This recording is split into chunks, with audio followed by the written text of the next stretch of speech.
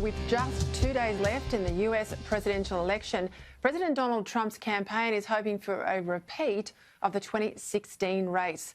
The final NBC News and Wall Street Journal poll released earlier today shows Joe Biden, with a 10-point national lead. Donald Trump still in with a chance. Sky News co-host of Outsiders, Rita Panahi, is on the ground in the wonderful city of New York. Good evening, Peter. So good to be with you. I've got to say, I've seen some amazing scenes here in New York. Everywhere you walk, shops are being boarded up. The shopkeepers are really frightened about the violence they're expecting post-election. And this is something I spoke to brilliant best-selling author Douglas Murray about earlier today. This phenomenon of leftist agitators resorting to violence if elections don't go their way.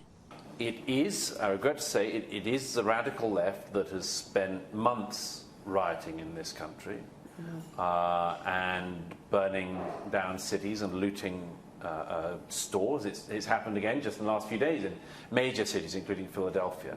So that is clearly what everyone is preparing for. They're not really being honest about that. And Peter, a change of fortunes for Donald Trump in Iowa. The latest polls there are showing him 7 points ahead of Joe Biden, a fairly dramatic turnaround from just a couple of weeks ago.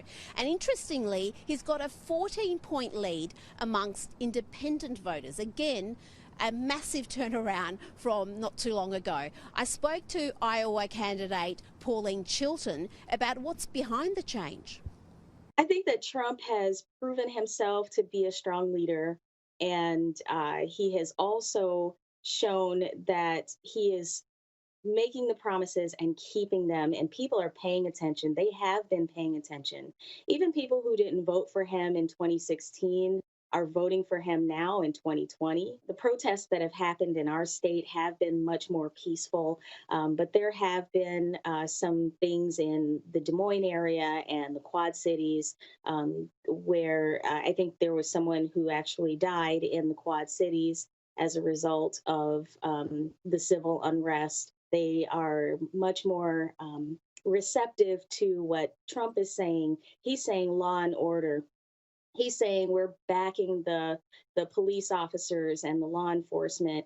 And, instead of talking about defunding the police, we're talking about more funding for the police, more training for the police. And I think that that's making people feel better about him as a leader versus the Democrats. And Peter, tomorrow we're heading back to Pennsylvania, that critical state that Donald Trump must win to secure re-election. He's holding a rally in Scranton, Joe Biden's childhood home, and we'll be there. Gee, they are covering some ground.